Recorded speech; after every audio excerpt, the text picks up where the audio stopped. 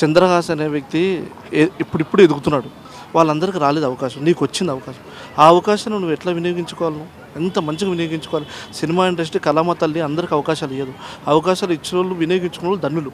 అది వీనికి లేదు.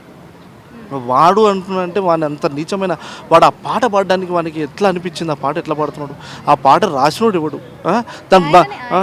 మళ్ళీ ఆయన రాసుకొని ఆయన పడి మళ్ళీ దాన్ని సమర్థించుకోవడమా, మళ్ళీ దాన్ని సమర్థించుకోవడం ఏమైనా వరస్ట్ ఉందండి.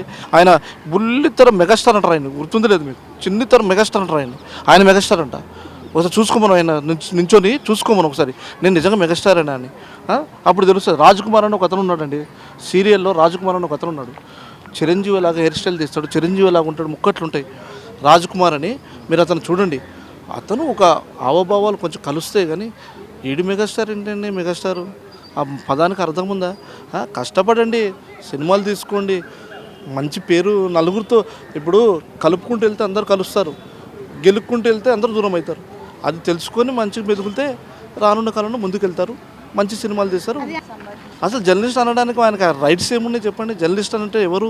వాళ్ళు ఏదన్నా ఉంటేనే దాని పాయింట్ పట్టుకుని మాట్లాడతారు వాళ్ళు. దానికి నీకు ఓపిక ఉంటే చేతనైతే సమాధానం చెప్పు, లేకపోతే అక్కడ నుంచి వెళ్ళిపో. రైట్ అంటే నమస్కారం అంటే మళ్ళీ వచ్చి మాట్లాడతాను చెప్పుకో 2 మాటలు. జర్నలిస్ట్ని నువ్వు మాట్లాడేంత రైట్స్ నీకు లేవు. ఎందుకంటే వాళ్ళు